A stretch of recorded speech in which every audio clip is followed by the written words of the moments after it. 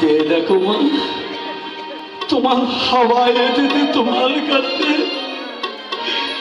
একটি বার তুমি তোমার হাওয়াকে বুকে চলে দাও মা। ও মা, কথা বলবেন না মা, কথা বলবেন না। আমি বুঝেছি তুমি আমার উপরে রাগ করে আছো, আর আমি তোমাকে কষ্ট দেবো না মা, আর আমি তোমাকে তাড়াতাড়ি করবো না মা।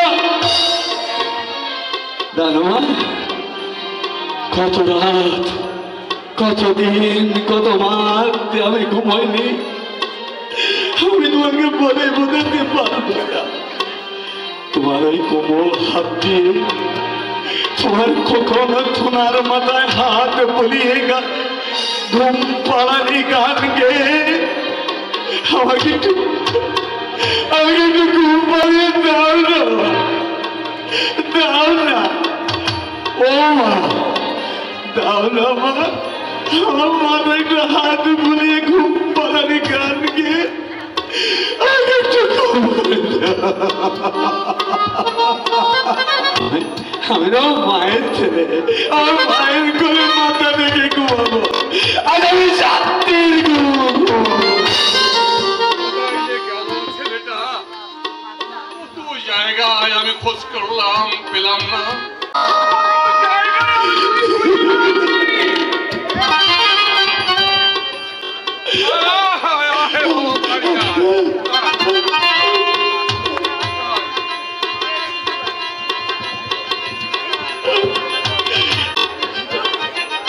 তোমার বাড়িতে আমাকে নিতে দেবো বাবা, যাবো না,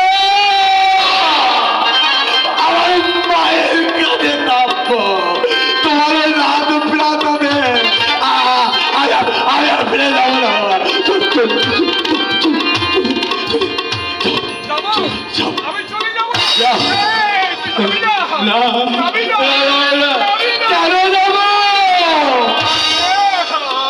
কেন যাবো? মার খেতে ওরা তো আমাকে এবার মারতে মারতে বেড়েই ফেলবে। চলে যাও, চলে যাও,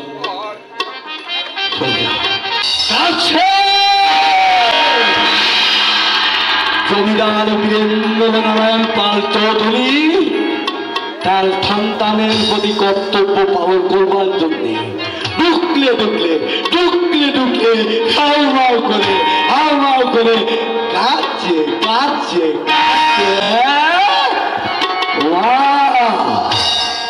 ঠিক যেমনি করে কেঁদেছিল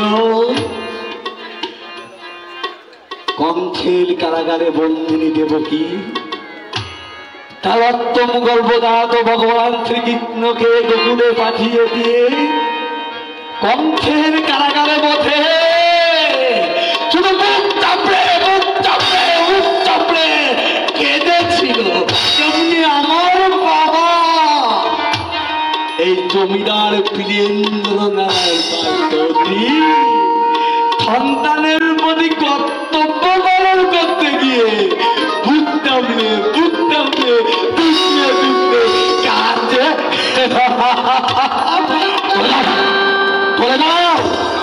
এই কর্তব্য পালন করতে আমার মা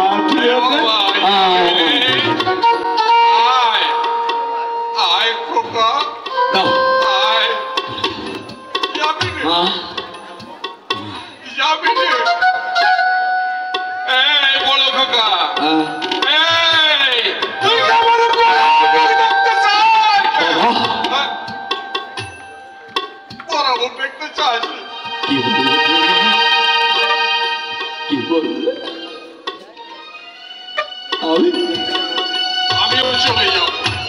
আমি তো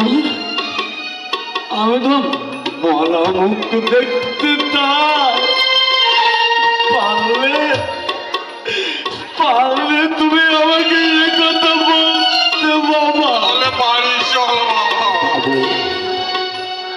যাবো বাবা,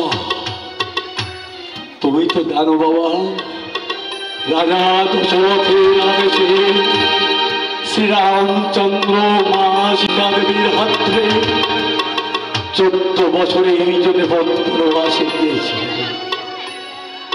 তুমি আমার বাবা, তাই তোমার আদেশ পালন করতে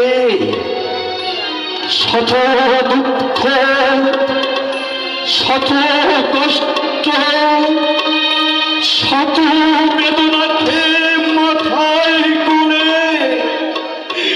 আমি তোমার হাত ধরে তোমার বাড়িতে ফিরে যাব।